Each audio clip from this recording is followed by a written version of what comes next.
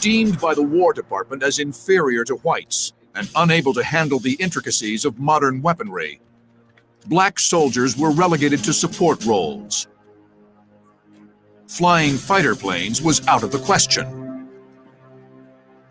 It was thought, over the objection of Hap Arnold, who was in charge of the Air Corps at that time, that blacks didn't have the ability to do complicated things, or leadership, etc. We knew that was wrong. Under pressure from the black press, the NAACP, and even his own wife, President Roosevelt relented in 1939 and ordered the civilian pilot training program to be open to black students who wished to become civilian pilots. In December of 1940, the War Department followed suit and appropriated $1 million to build a suitable base to train black airmen at the Tuskegee Institute in Alabama. They called the effort to train these men an experiment. The men bonded immediately, imbued with a sense of common purpose and racial pride.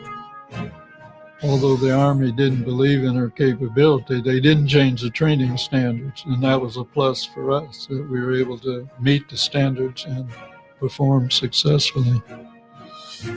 And World War II gave us a chance to go into combat units and do a first-class job, so that the larger population would realize how silly and stupid segregation was. In April of 1943, the first full squadron of African-American fighter pilots, the 99th Fighter Squadron, received orders for deployment to the Mediterranean Theater of Operations. By June of 1944, the 99th had joined 3 other all-black fighter squadrons. Together, they comprised the 332nd Fighter Group, known to history as the Tuskegee Airmen. The 332nd continued flying escort for bombers through the rest of the summer of 1944. Their reputation for disciplined and effective fighter escort grew. The Stars and Stripes, which is a military newspaper that came out every day, would talk about our missions, and they would talk about the all-Negro 332nd Fighter Group and how they had protected the bombers and how we were doing such a great job in protecting the bombers. The 332nd flew mission after mission, protecting bombers of the 15th Air Force as they struck railroad bridges in northern Italy and oil refineries in Romania. They were sent all over Eastern Europe to strafe airfields and marshalling yards.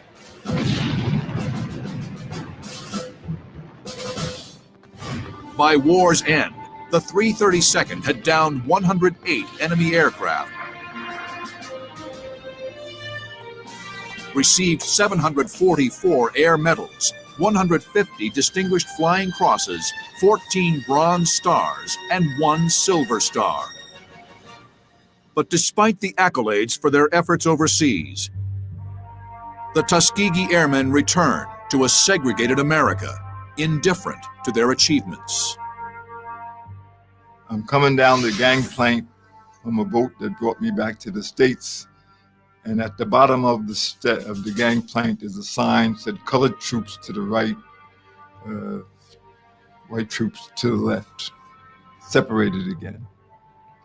And at that time I said, well, you know, this is a pity. But the war efforts of the Tuskegee Airmen would not be forgotten. Our experience dispelled the myths and biases that had been a part of Army policy on our capability and how we would be used, so it brought about a change. In 1948, by order of President Harry Truman, the armed forces of the United States were integrated. The war record of the Tuskegee Airmen in the skies of Europe had shaken the foundations of entrenched American racism. This small but resolute group of African American men, refined by hardship, danger, and adversity, had proven the fundamental injustice of a segregated military. You got to know inside that racism is wrong. You got to know inside that you have the capacity like anybody else. And when given the opportunity, you will overcome. We'd accomplished something important once given the opportunity, and the importance that this shows that it's not happenstance of birth or color of skin that's important. It's really what Martin Luther King really gave our country, content of character.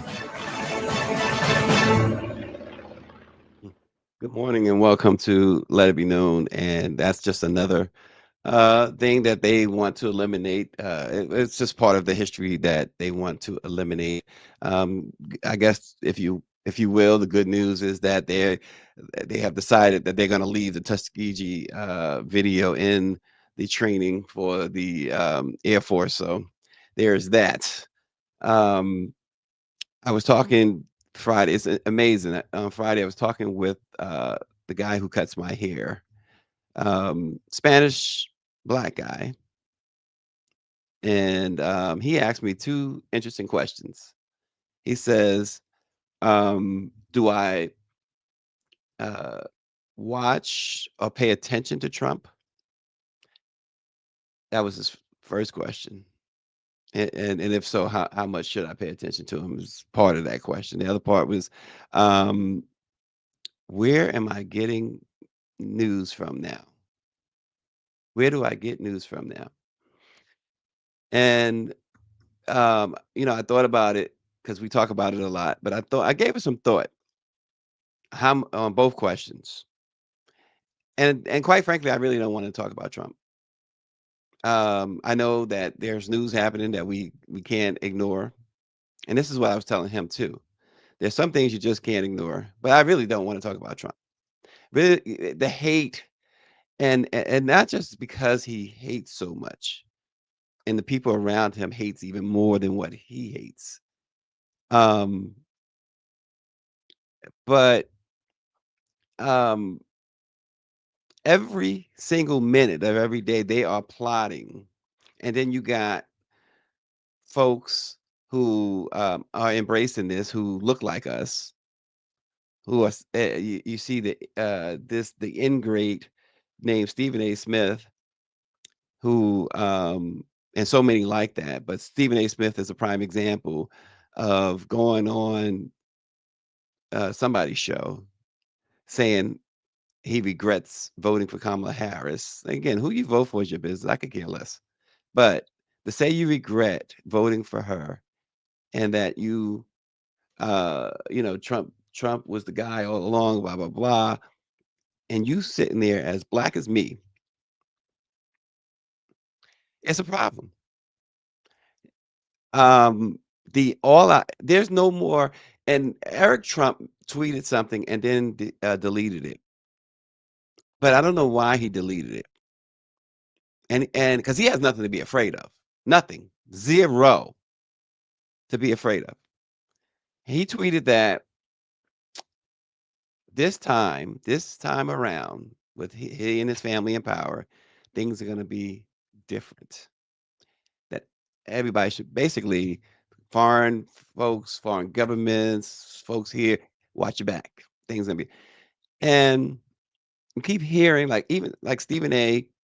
You know, the entertainers love Trump and this and that, blah blah blah, and I thought about the guy that that I know and this and that, et cetera, et cetera, et cetera. And people change. Doesn't mean they change for the better. And Donald Trump has changed for sure.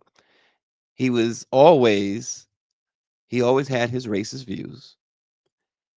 He always felt black folks were inferior, Latino folks were inferior. That's a consistent thing with him. Even when he was hanging around the Mike Tysons and the Michael Jacksons and the rappers and stuff. He still today he's stand in a room with Snoop Dogg, he is definitely going to say, in his mind at least, that Snoop Dogg is much inferior to him simply because Snoop Dogg is black. It's that's just that. But he's changed for the worse because now the vileness that no doubt he was taught from his father, Fred, is spewing out because more than that, he has revenge on his mind. And folks want to pretend what they're not seeing. Folks want to make arguments about, oh well, she wouldn't have been good, or Biden was too old, or whatever.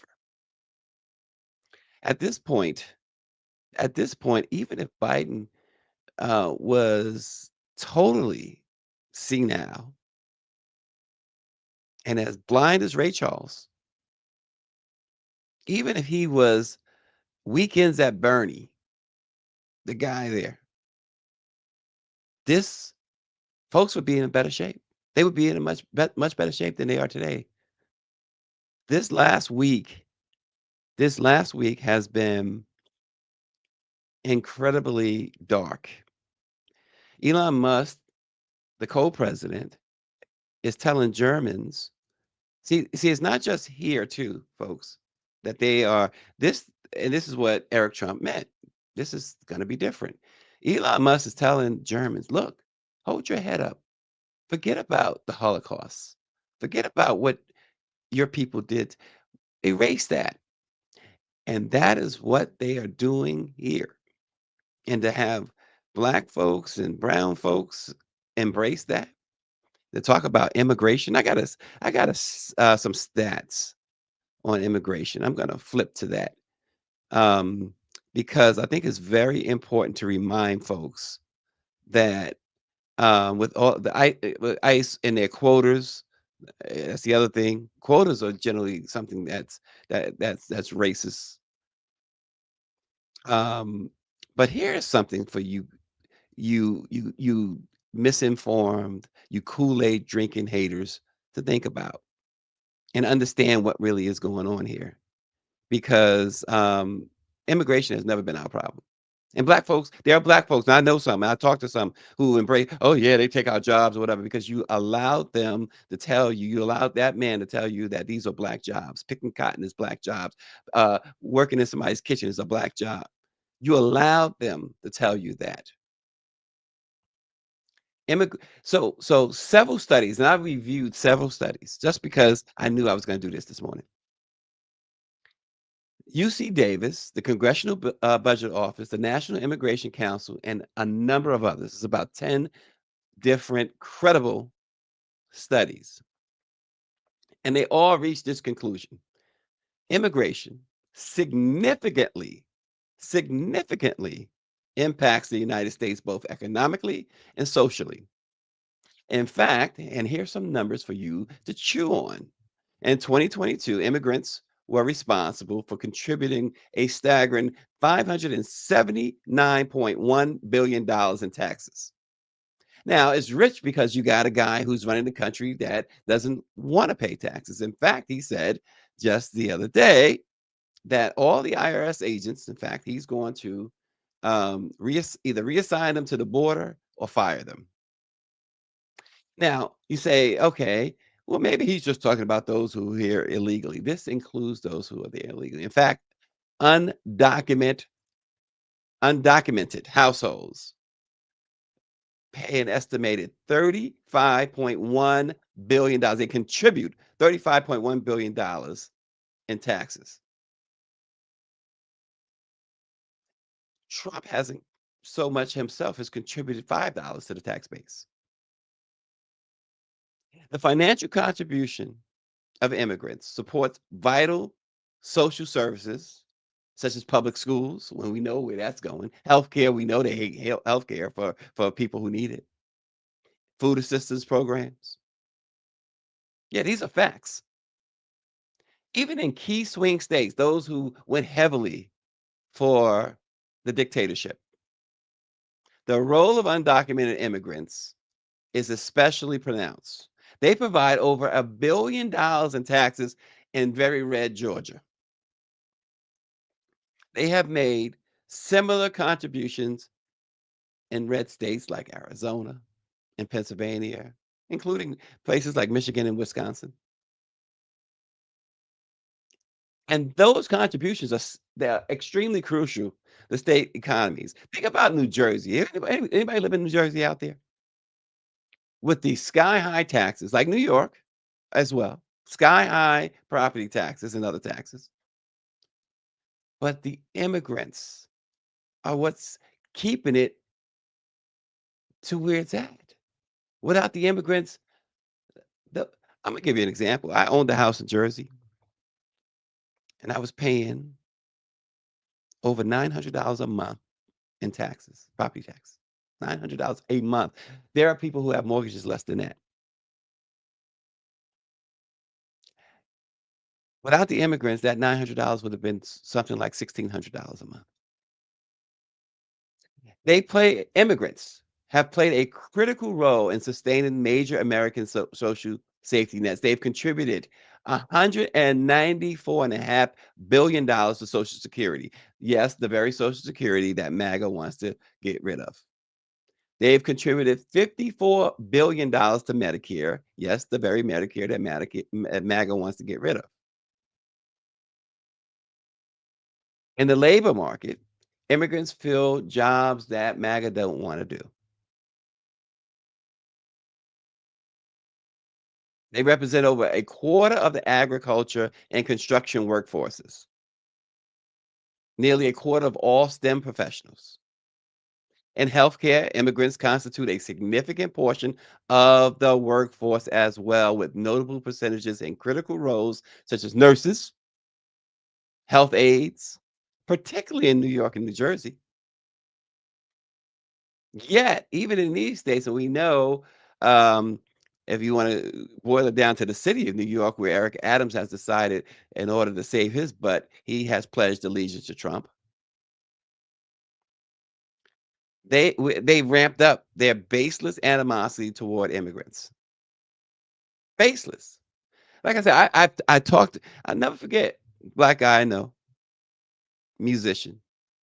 Yeah, they're causing us to pay more tax. No, no, no. They're keeping your taxes down, Negro. They taking our job. What job is that? What job is that? Because we've gotten away, and understandably so, of having our women scrub your floors and wash your windows. Um, these are the jobs that Trump was talking about as black jobs. Yeah, it might be $900 in taxes on top of more. That's what we sold. We said we out. We out. We sold. When the boom hit, when everybody was buying houses like crazy and paying, going deep into their accounts to overpay for homes, we like, you can overpay for mines. Um, but as far as this idea of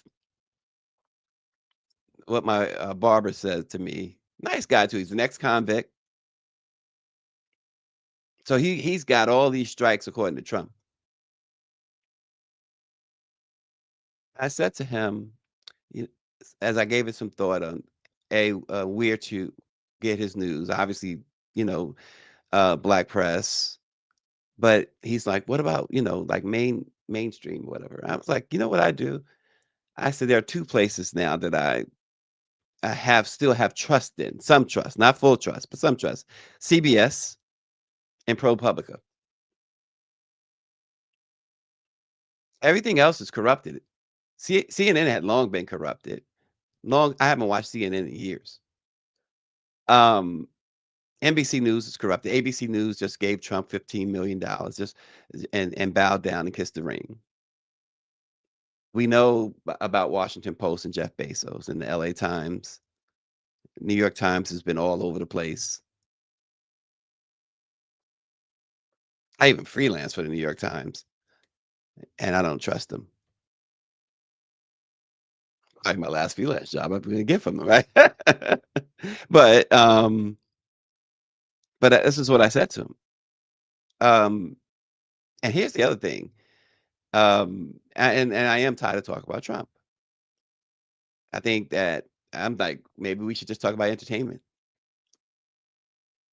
And that's even it's also annoying the heck out of me too. Megan Thee Stallion was at Fashion Week, and what is she doing? Twerking. I'm tired of that. That's the representation that we have. Stephen A. Smith being ignorant, or Megan Thee Stallion, or people like Megan Thee Stallion twerking. Lady, you're a nice looking woman.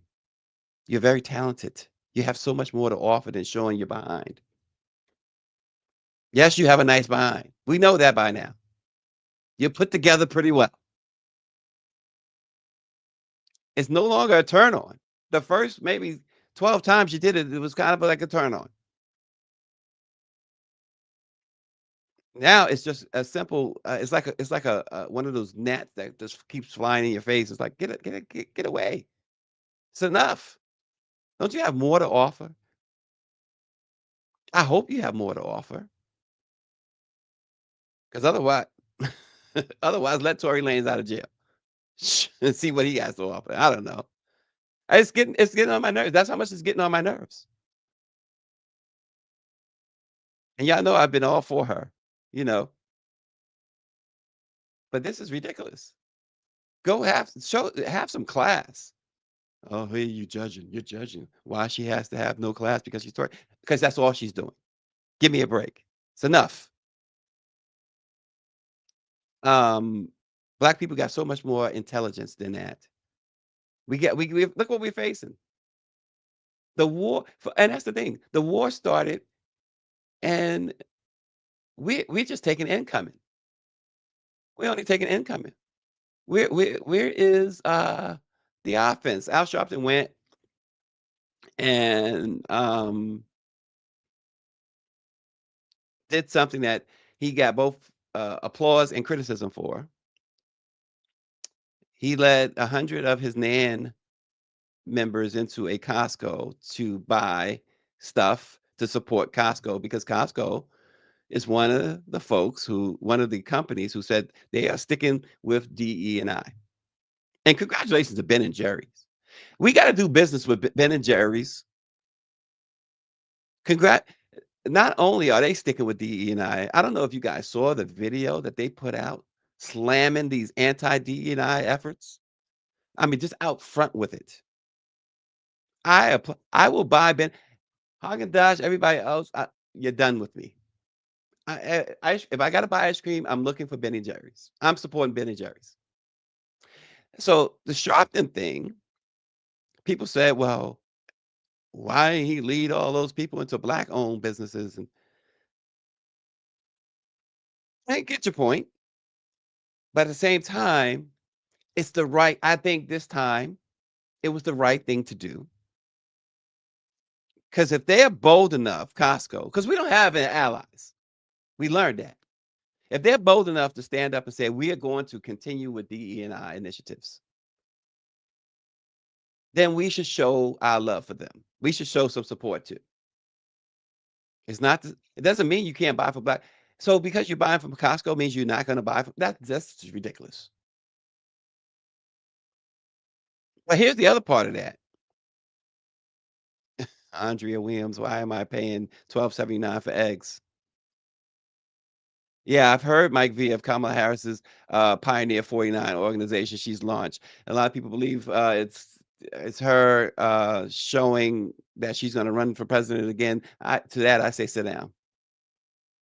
To that, I say sit down. To that, I say leave it to the Jasmine Crockett's and the AOCs to decide who should to be in a position to say who we going to back who they back. And if they're going to back the former vice president, fine. But the old guard got to go. They all got to go. If y'all want any semblance of hope, they got to go.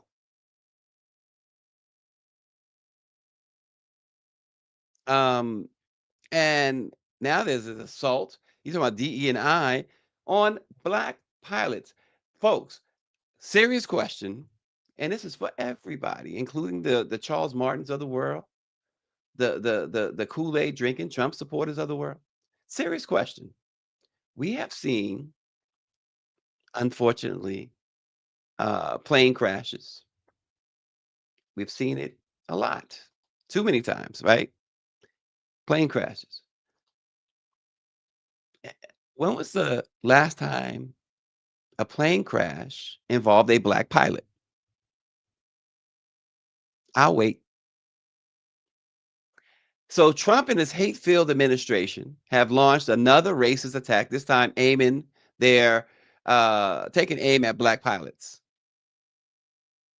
Yeah, Charles has been missing in action. I wonder if he got deported. Wouldn't that be rich? Um, they want to eliminate all black and Hispanic pilots. Now, black pilots make up about 4% of the whole pilot industry. Latinos, Hispanics, 10%. And led by Elon Musk. That we and you heard, and this was what see they laid a foundation for stuff, and they throw rocks and hide their hand all the time. Trump is a master. The one thing he does better than most is a master of disguise. He the bait and switch. Got your attention on this. Got your attention on black jobs when he's doing this. And they kept saying, and think about this. I know every one of you guys saw this throughout the last couple of years, and even celebrities, like the racist Mark Wahlberg and all um, going on about. I don't feel I'd feel a lot safer if the pilot wasn't a black person or a Spanish person. I'd feel a lot safe. They were setting you up. They were setting you up. And so Trump signed a presidential order, a memorandum that is ordering the FAA to eliminate hiring policies designed to promote DE&I, of course. But the memo claims, in very, very thinly veiled writing, that black and brown pilots jeopardize the safety and efficiency, despite having zero evidence of that. Like I said, I'm waiting for you to tell me. Somebody write in the last time you heard about a plane crash, no matter where it was at, that it was the plane was piloted by a black person or even a Latino person. Very, and y'all want to, you got folks who want to argue and say, oh, y'all don't see the big picture. Oh, we see the big picture. Yeah, black folks excel at everything. You're right. But you see the big picture is, as somebody wrote, it's Jim Crow for real. And so I looked at Sharpton. Dr. Chavis, by the way, is in Israel. Um, but look at Sharpton. I thought Chavis, and I was at a conference, a video conference with Mark Morial, the Urban League, and others of these NAACP, Derek Johnson, et cetera, et cetera, et cetera.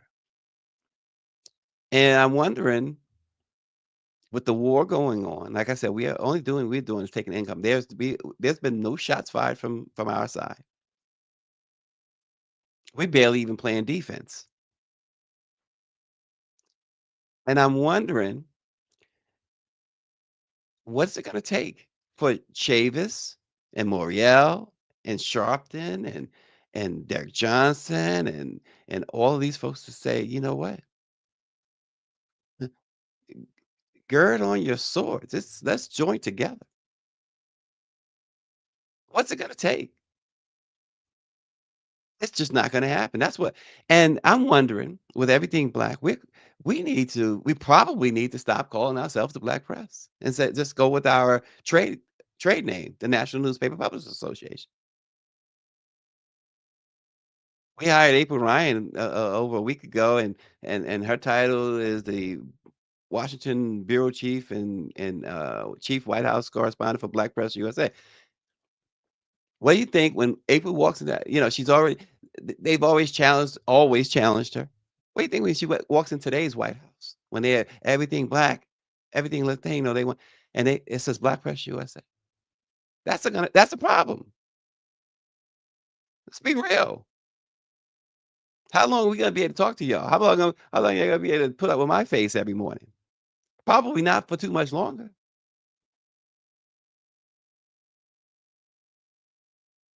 Probably not too much longer. You will look and they will be gone, the black press. That is the bottom line. Unless Andrea Gascon, as you say, solidarity. And Andrea, and I hope I said your last name correct, Gascon, says that they can't divide us. But they have. They've been doing it forever, and we see it. We see it. That's why you have a Nelly crashing out because he, made that decision of performing for Trump. That's why you have a Soldier Boy crashing out because he made that decision. That's why you have Jay-Z uh, been locked arm in arm with Roger Goodell in the NFL for the last, what, 5, 6, 7 years. And we've seen nothing. Black folks have benefited in no way. Rappers have. Rappers he choose to perform at the halftime show as if black culture is only only about rap music. Where's New Edition or Boys to Men at the Super Bowl? Where are the great black singers? Where's Stephanie Mills at the Super Bowl?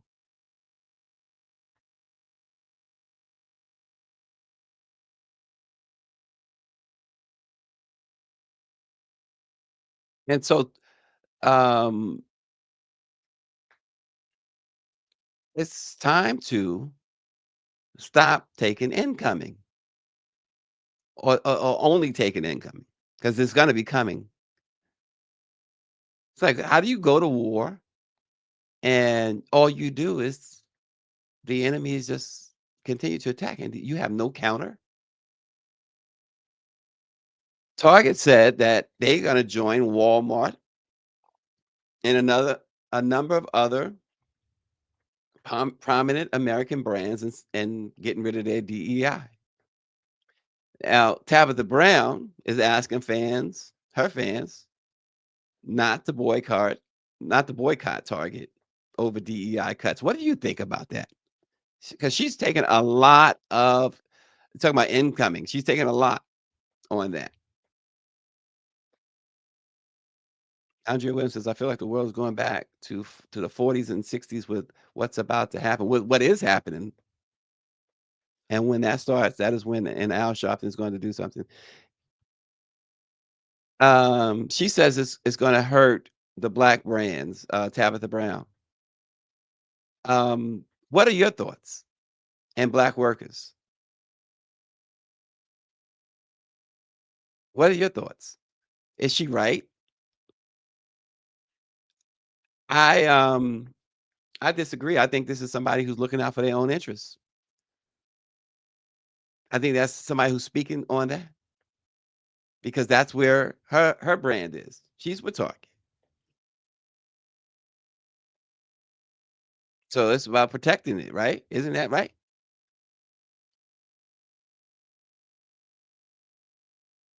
And yeah, okay. So will it hurt some black folks? It certainly will. But I think that is not. I get the feeling, and I understand you speaking up loudly, saying don't do it, don't do it, don't do it, because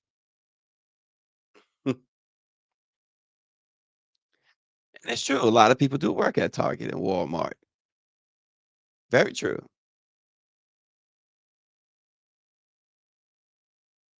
Baby, I'm blessed. This is the 30s all over again. White nationalism is in full bloom. Exactly. You saw the Patriot Front marching through DC. RNG says Tabitha better move her products to Costco. Andrea says, I think the publishers could find some different outlets that do have DEI operations. So they are there are, I should say, a list of companies that that we have, and I gotta find them. But there are a list of companies that have decided that they are going to maintain. I mentioned Ben and Jerry's, but those who say that they're still committed include J.P. Morgan Chase, Costco, of course, Ben and Jerry's, of course, Delta Airlines, American Airlines, Southwest Airlines, and Apple are among those who say that they're going to stick with DE&I initiatives. They're not rolling them back. So these are the folks that we need to try and do business with, as opposed to the Targets, the Walmarts, Meta, McDonald's, Ford, Molson Coors. I don't drink Coors. It's disgusting. No, it's just absolutely disgusting.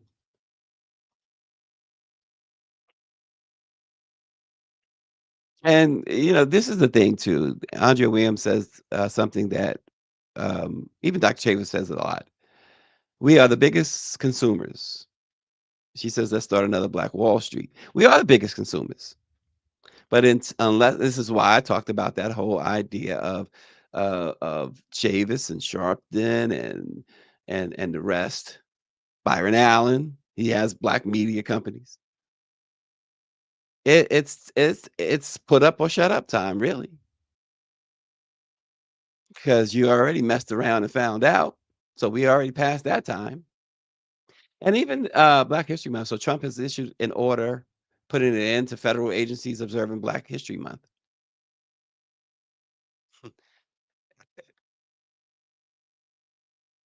Anyone surprised? Anyone surprised?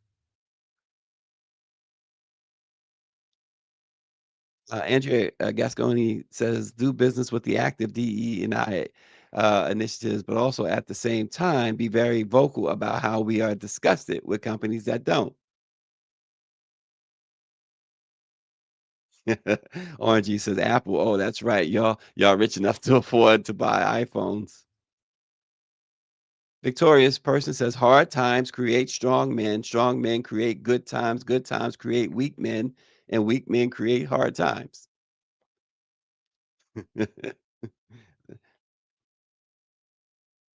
um, Mark Zaid, Zaid, is a DC attorney known for handling cases regarding national security, security clearances, government investigations, freedom of speech claims, and whistleblowing.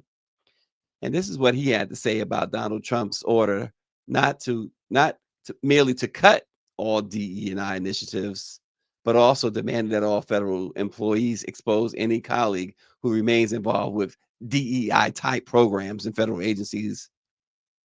He says it goes beyond what happened at the Department of Homeland Security and NASA. CIA employees were told that all resource and affinity groups are canceled. No Black History Month or MLK celebration or any other ethnic recognition months. DEI folks are to be fired rather than allowed to rotate to former offices. And that's a big thing too. You're going to cut the program and you're not allowing them to go back to their former jobs. Yeah, I wonder what Brian Butter Biscuits Donalds has to say about it all. He says CIA is also banning lanyards that have to do with affinity groups. Women's Council had to take down websites and cancel all their events, including Women's History Month. They hate women too. They also are compiling a list of members within affinity groups. He says because that's not reminiscent of 1930s, and that's what David Youngblood said.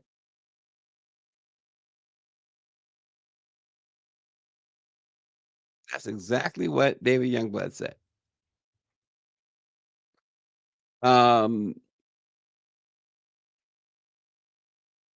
Zayed is saying that this is all similar, and I guess Youngblood is saying the same thing, than what was these autocratic rulers did during the rise of fascism in Europe during that decade, that fateful decade that led to the Second World War. And Adam Baer, who is a civil defense counsel, a former civil defense counsel and Florida state prosecutor, said it's almost some vile form of a fast and easy way of trashing governance from the inside out. It's not a matter of abnormal, but sickening. He said there are a few clear ways of handling the demonic situation at hand. One, ignore them, let them further this horror show, and or litigate. Two, walk out the door, pretty much a lose-lose situation. And noted that Trump's blunt force anti-DEI moves are even more severe than was predicted and reach beyond government into the private sector, where Trump has threatened legal problems for any corporation using DE&I practices. The cancellation of race-based and gender-based recognition of any kind, including celebrations of African Americans or women.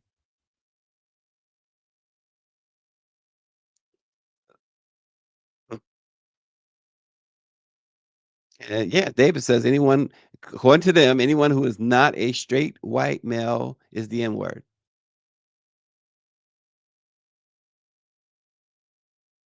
And Mike V notes that with Kelly Loeffler now at the head of the SBA, those 8A certifications that black folks rely on, it's become a problem.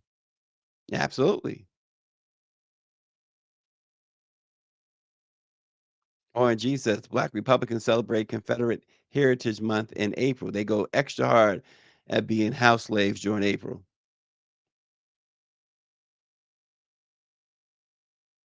Um, and again, we talked about immigration earlier, and there is now this quota that ICE is facing now in customs enforcement.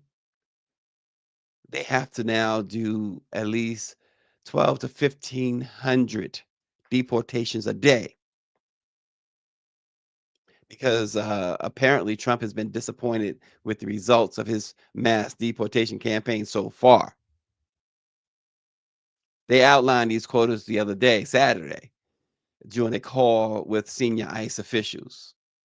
And they got upset when they were told that the agency's field officers should make at least 75 arrests per day. They said that during that call, managers were told that they would be held accountable if they didn't reach these 1,500 a day quotas. Imagine that. And they've gone into churches and stores and workplaces and immigration lawyers' office. See, the law is no longer the law anymore. This this is this is Gestapo stuff without question. Yeah, the indigenous mountain, exactly, Mike V. They're talking about they're going to name it after William McKinley in Alaska. Just think about that. And this is why I said to you, and they mentioned the former Vice President Kamala Harris earlier, and the potential of her running again. This is why I say it's just absolutely um, eh, why it becomes why would they allow her to be in that position again? We realize and recognize and understand that America doesn't want a woman. You had two very qualified women in Hillary Clinton and Kamala Harris. They don't want a woman, black or white, and that's just the cold hard facts. Andrea says, so is Melania being deported. Melania is actually making some serious cash, like the rest of the Trump empire. but this reign of hate is just begun. And so my dilemma at the top is, how much do we go forward in talking about this guy? I mean, I'm seriously like, do we do entertainment? Do we do sports? But then that's doing you guys a disservice, right? Because I've been asked, like I said, with the barbershop, he's not the only guy, the only person. Even many of you have written in about where you get your news from. But we have to figure it out. We have to figure out what do we do? We need someone, some leadership to say this is the direction we need to go in. It's above my pay grade to make that decision. I have ideas, but those are my ideas. Whether they work or not, I have no idea. Well, we certainly need continue to appreciate you guys for supporting us and all the support we can get. We need. Um, Mike V says, by their reason of birthright citizenship, Kamala wouldn't be able to run. Yeah, it's true, Andrea. The U.S. is scared to take orders from women. But more than that, they just don't have enough respect for women. This is the old Archie Bunker mentality that MAGA has. Kitchen in the bedroom is the only place they see women. And you see JD Vance's wife, she's like a mummy. She's not allowed to speak. It's like he cues her to smile and not smile. And, Melania, is really no difference there. She refuses to kiss her husband. That's for sure. And while everybody else is kissing the ring and whatever else they're kissing on him. She's refusing to even give him a peck on the cheek. Yes, Baron Trump was born before Melania got her visa.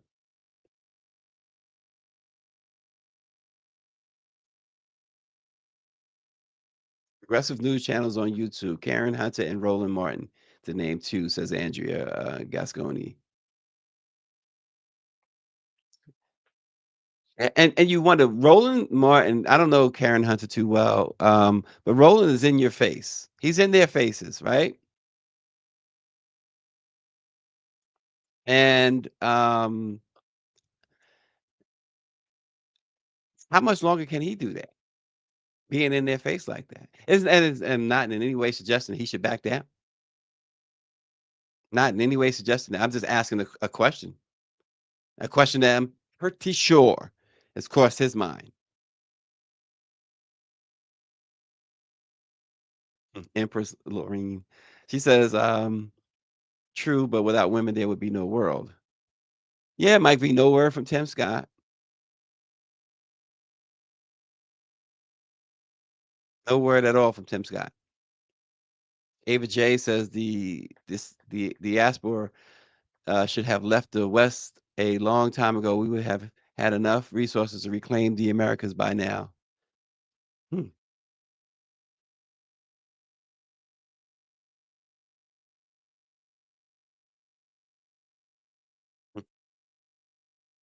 But yeah, Roland's in their face, and he's got a nice, robust following.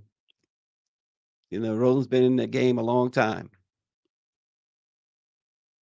and he's made no bones about it. Um, who he supports, who he doesn't support, which is today is understandable. But this is the problem I've had for years with the news media. When I got into the business and when I was learning about the business way, way back when, one of the cardinal rules was that your political affiliations, your who you supported politically was never to enter into the newsroom, was never to enter into your reporting, was never to enter into your writing or anything. But it's gotten to a point now where people feel like they have absolutely no choice.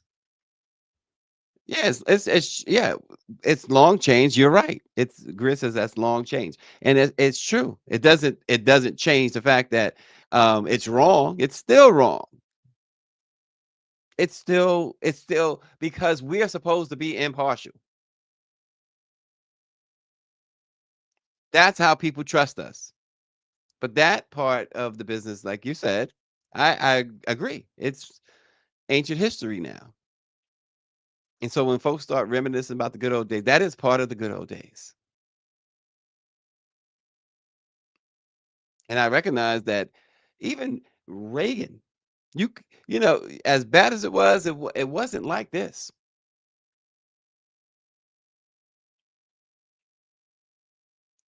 You had a guy as vice president who was dumb as 12 bags of rocks in Dan Quayle, but yet things wasn't nearly as bad as they are now.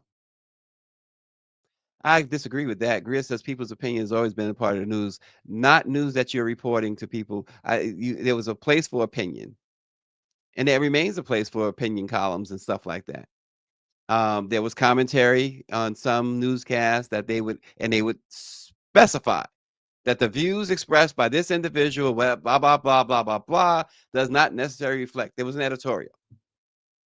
It was just not allowed in the writings. Even when Fox News started, they was down the middle. They were truly trying to be fair and balanced, as their slogan had said. I co-hosted a show on Fox News for a day with Shepard Smith.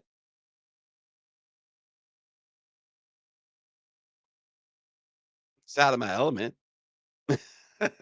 like this, but but it was just something you did not do. It was just so foreign. Now it's people feel it's a must that you have to. And Roland certainly is standing his ground.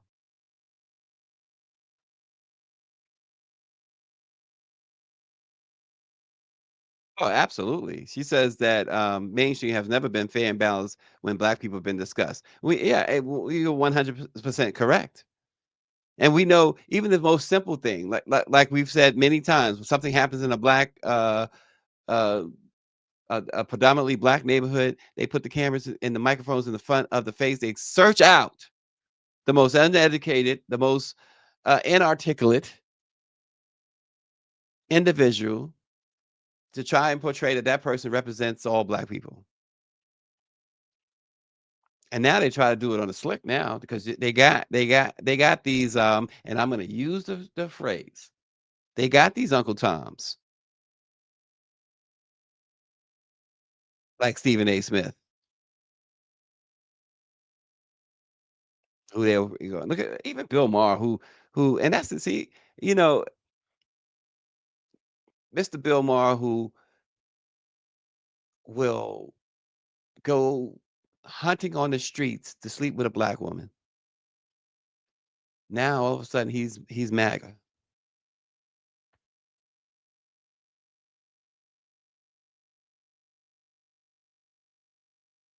He is MAGA. He's all for it. And this guy going to video sets and getting the Corinne Steffens of the world and trying to holler at people like Naomi Campbell and stuff. Right, David Youngblood.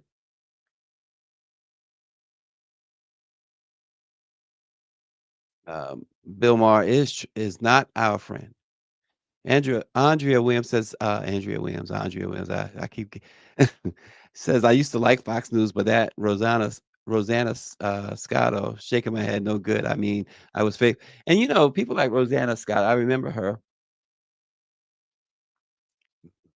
You watch folks' evolution, and it's simply amazing. Like Tucker Carlson. I did shows with Tucker Carlson at MSNBC. This was not the time. You watch how they evolve and they change, and it's incredible. It's incredible that you think, "Gosh, I once sat side by side with a guy like this who did a great job, obviously, of hiding who he really was during that time at MSNBC."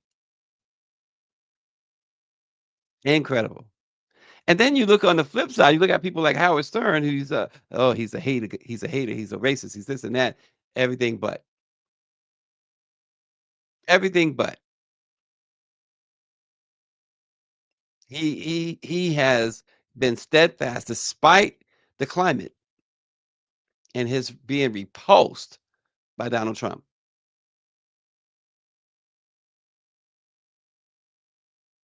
So you see people's evolution, how they've evolved over time.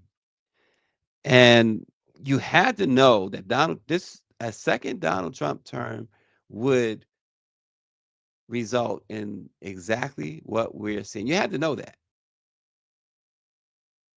And that's why it's hard for many folks to uh understand when the Stephen A. Smiths, the Snoop Dogs and folks like that, Ice Cubes. It's hard to fathom that they would sit there and tell you something different. And you kind of get Snoop Dogg is trying to be smart about it by not really saying. Now he did say he finally said something. He said it's his life. He said yeah, pretty much paraphrasing, but that's the gist of what it's his life. He didn't explain anything because he doesn't have to. At least he feels he doesn't have to.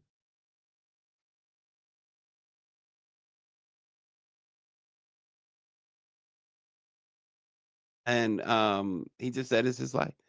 But you understand that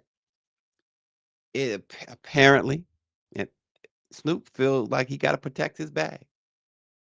He's got to protect what he has been able to accomplish, and protecting that, and his apparently, from his standpoint, means aligning himself with Donald Trump.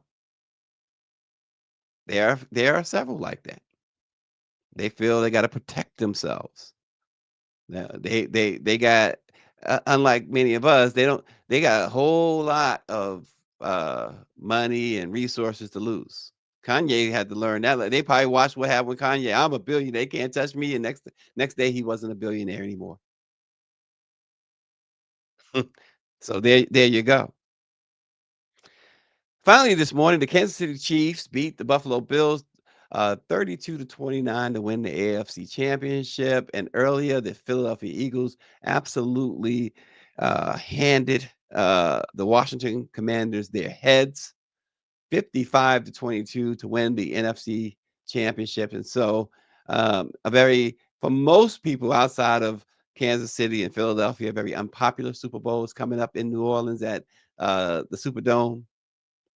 It's going to be the 11th time that the Super Bowl is going to be in New Orleans. Um, Folks, if going out to New Orleans, stop by, check out RNG, get some crawfish or whatever. I'm sure he'll be on the grill with with some sort of beer. I don't know what kind of beer he gonna have. I told him if he wants me to come, he got to have the right kind of beer. Got to have the right kind of beer, but more importantly, he's got to have the right kind of scotch, which he doesn't really drink. So um, I need more than crawfish. Y'all can do better than crawfish. RNG. um, and again, we know Kendrick Lamar is going to be the halftime entertainment. So take that for what it's worth. But oh, he has to have gumbo, David. Yeah. Yeah, he drinks OE. He's still old school. Gumbo, OE, crawfish. That's him. And then we can all sit down too and check out the